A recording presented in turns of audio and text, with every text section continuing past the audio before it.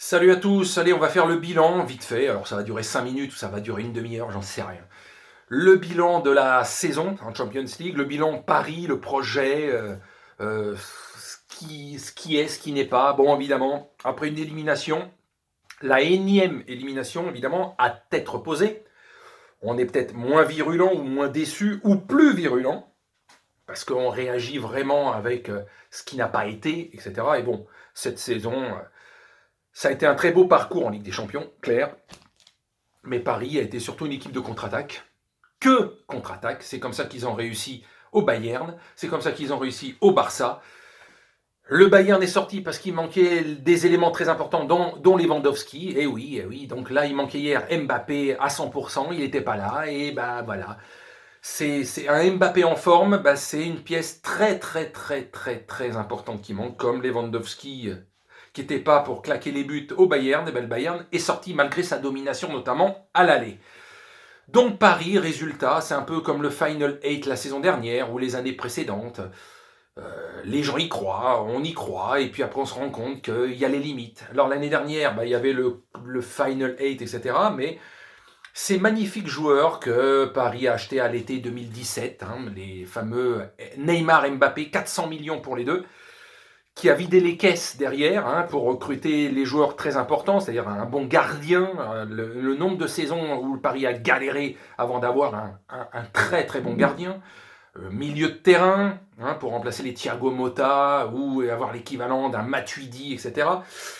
Ça a galéré, et même ces dernières saisons, et même cette saison, à part depuis un mois et demi, Gay, pendant 6 mois, était aux abonnés absents, et ça manquait, ce genre de joueurs. Niveau latéraux, évidemment, on prend ce qui reste. Je veux dire que quand on a juste 25-30 millions à mettre sur un joueur, sur des latéraux, t'étonne pas. Oui, il faut mettre 60, 70, 80 millions. À part l'affaire Bernat, qui s'est blessé, on voit depuis 6 mois ce qui reste, côté gauche et côté droit.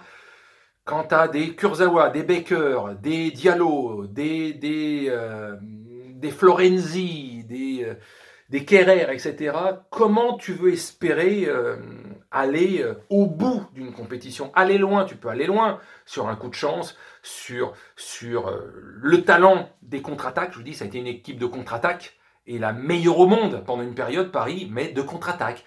Dans la construction du jeu, c'est sûr que des équipes comme le Bayern de Munich, comme Manchester City cette saison, c'est supérieur ces équipes-là. C'est incontestable. En attaque, au milieu, en défense, ça joue toujours en équipe, ça joue en bloc, ça joue ensemble. Alors ils ont des failles, pas des failles, mais on voit que ça joue ensemble. Et là, Paris, à chaque fois, on applaudit quand ça joue en équipe, quand c'est des bonhommes, entre guillemets, parce que ça n'arrive pas tout le temps, quoi. Parce que souvent, il y a des absences en défense, au milieu, en attaque.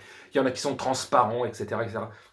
Mais je vous dis, c'est depuis l'achat de ces deux joueurs et Neymar, à l'arrivée. Il va y avoir le fan club qui va venir gueuler ou pas gueuler, et on n'y touche pas. Si, il faut y toucher. S'il se barre, qu'il se barre. À part le côté bling-bling, à côté, on est connu sur la planète entière parce que c'est le club de Neymar, le PSG, parce que c'est comme ça qu'il faut le dire, c'est le club de Neymar. Il fait ce qu'il veut, quand il veut, l'hygiène, le ci, le ça. Oui, mais on en revient toujours à ça. À un moment donné, t'es payé ce que t'es payé. À 35 ans, t'es à la retraite. T'as 29 ans, limite tes meilleures années sont déjà passées. Qu'est-ce que t'as rapporté? Dans les meilleures années, entre 25 et 30 ans, c'est les meilleures années d'un footballeur. Entre 25 et 30. Après, c'est quand t'es au top, t'arrives à rester un peu au top, mais entre 25 et 30, c'est là que t'es au sommet de ton art. Donc, soi-disant que les meilleures années sont passées.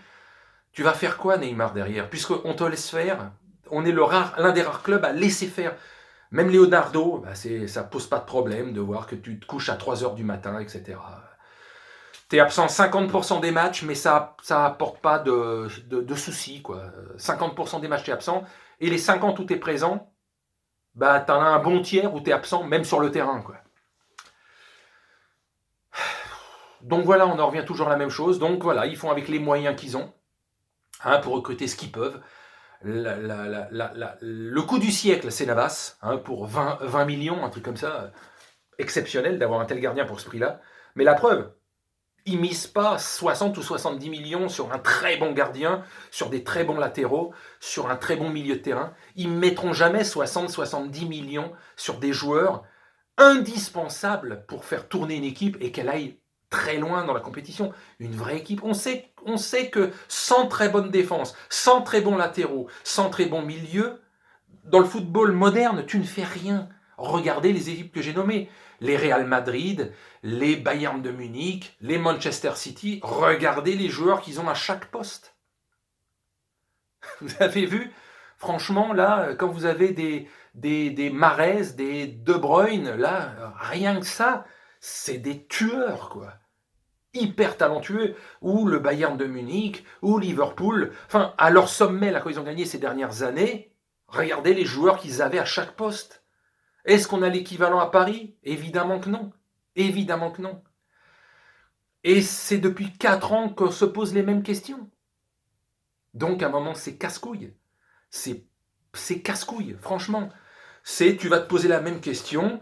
S'ils ont l'idée géniale de recruter Messi, alors j'espère qu'il ne viendra pas. J'espère qu'il va dire non, je prolonge, je finis ma carrière les deux dernières saisons qui me restent.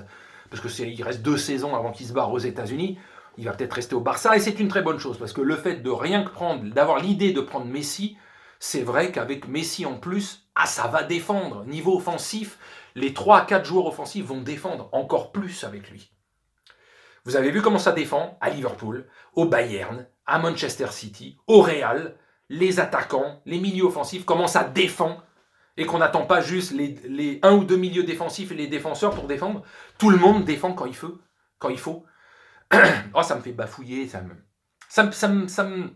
à tête reposée, ça me vénère parce que ça fait 4 ans qu'on voit les mêmes défauts. Ils ont réglé au bout de 3 ans le problème du gardien de but, mais les latéraux, ça fait 3 ans qu'on ne les règle pas.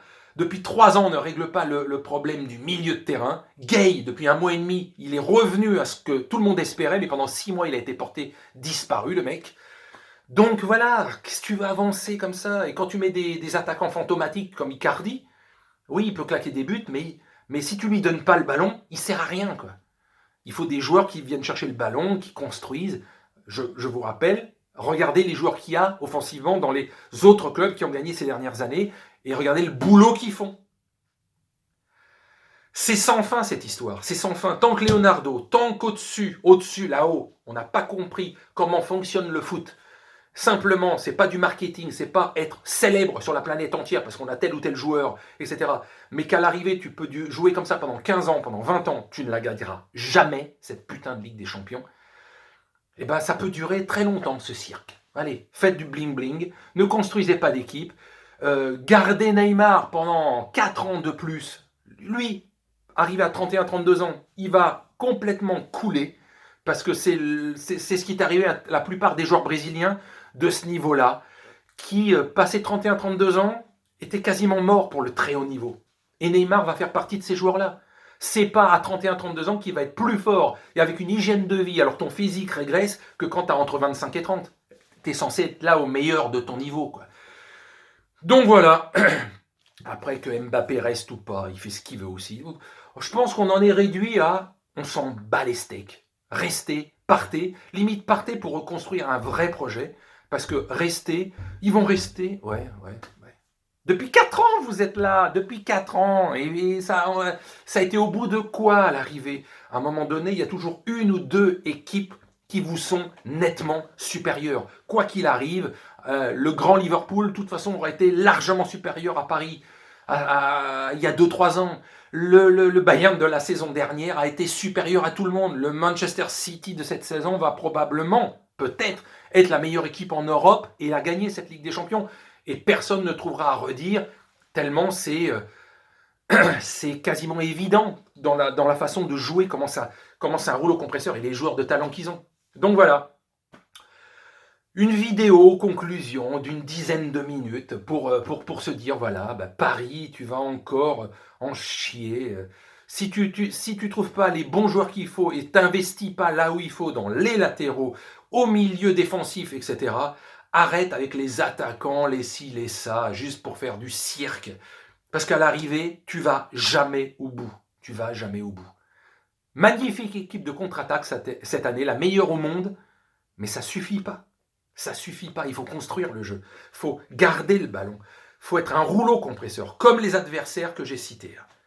et que Paris n'est pas depuis 4 ans, et au vu de ce qui va être, ne sera pas, quoi. Voilà. Donc, avec Paris, je pense qu'on va encore galérer pas mal d'années.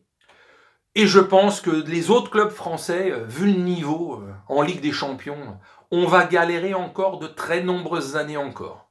Allez. Ah, vive le foot, quoi. Heureusement que je regarde un peu ailleurs ce qui se passe, parce que pour prendre son pied, pour prendre du plaisir, pour être... ouais.